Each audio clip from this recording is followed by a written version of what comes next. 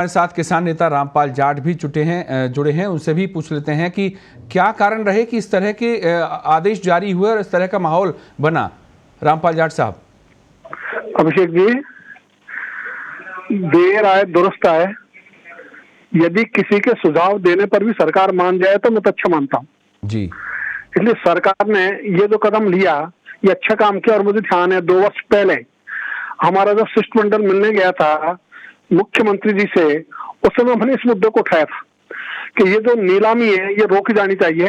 उस समय उन्होंने नीलामी रोकी और अभी आपने लगातार इस विषय को हाईलाइट किया, फोकस में लाया, उसका भी परिणाम है।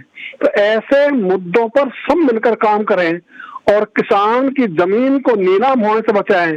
ये बड़ा मुद्दा है, इस पर जो भी अपना इनपुट दे वो अच्छी बात है। तो ये जमीनें किसी का भी राज हो, किसी भी पार्टी का राज हो, हर पार्टी के राज में यही स्थिति रहती है। तो इसका कोई स्थायी समाधान उसकी आवश्यकता है। इसलिए जो पहले कानून बना रखा था कि किसान की जमीनें नीलाम नहीं होगी, उसकी फसल नीलाम हो सकती है ऋण वसूली के लिए, वही हम दोबारा उस और हमको चलना चाहिए। तो ये जो बीच में कानून आए, उन कानूनों के कारण से किसानों की जमीन नीलाम होना शुरू हो गई। इसको रोकने के लिए इसको कानून ही बदल सकता है।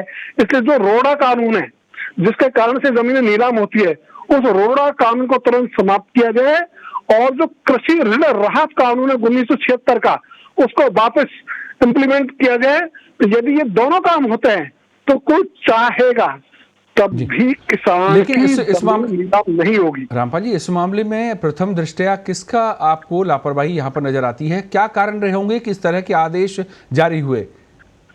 अभिषेक जी, सबसे बड़ी तो ये जो रोड़ा एक्ट है जी, जिसमें एसडीएम के पास ही मामले जाते हैं बैंकों के ऋणों के, वो नीलामी का आदेश देता है।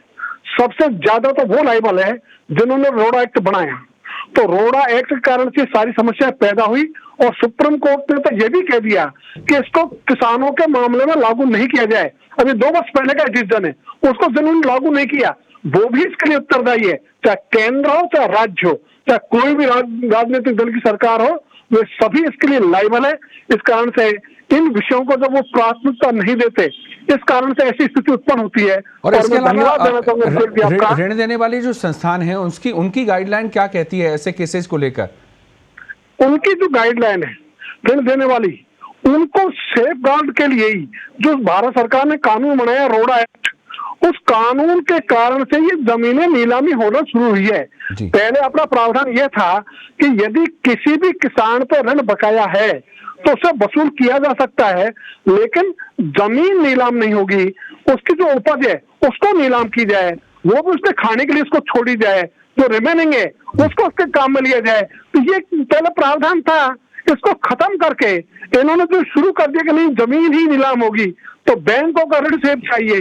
इस कारण से जो बैंक जो ऋण देने वाली है उनके सेफ गार्ड के लिए जो 1971 के बाद में जो प्रयास शुरू हुए। तो रामपाल जी, जिस विसंगति को आप ऐसी घटनाओं का कारण मानते हैं प्राथमिक तौर पर, क्या उन विसंगतियों को दूर करने के लिए आपकी संस्था, आपके किसान भाई किस तरह का प्रयास करेंगे जिससे फिर इस तरह की पुनरावृत्ति ना हो? अभिषेक जी, ये प्रयास के लिए हमने लगातार केंद्र सरकार को और राज्य सरकार को लगातार लिखा है और आगे भी हम और अच्छे प्रयास करेंगे। और ये प्रयास तब और ज्यादा बढ़िया हो जाते हैं जब अभिषेक जी जैसे हमारे जो मित्र हैं जो किसानों की बात उठा देते हैं वो इनमें सम्मिलित हो जाते हैं।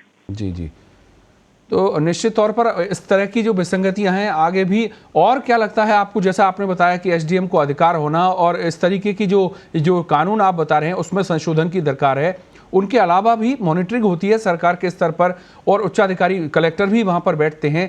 क्या कारण रहे होंगे कि मौत के बाद इस तरह का एक मामला जो है जमीन की नीलामी का जारी हो जाता है आदेश? इतने जिम्मेदार बैठे हैं बावजूद ऐसा कैसे संभव है?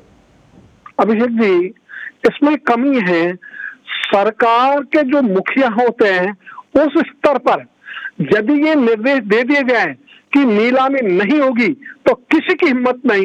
एसडीएम तो उनके ही हैं, तो उनको दिशा निर्देश दे दिए जाए और वो भी हमेशा के लिए दे दिए जाए, तो इससे दोबारा ऐसी कोई भी घटना नहीं होगी जिससे किसानों की जमीन नीलाम होने की चर्चा भी हो। तो ये निर्भर करता है जी। शासन के ऊपर, शासन प्रमुखों के ऊपर। बहुत शुक्रिया रामपाल जी इस तमाम जानकारी के लिए। तो आप बता रहे हैं कि किसान नेता हैं रामपाल जाट, बता रहे हैं कि कई कानून में भी संशोधन की ज़रूरत है और उसके अलावा मॉनिटरिंग का भी अभाव यहाँ पर रहा है। इसकी वजह से इस तरह के मामले सामने आते रहे हैं। ज़रूरत है उस कानून में भी संशोधन की और जो व्यवस्थागत खामियां रही हैं उनको भी दूर करने की।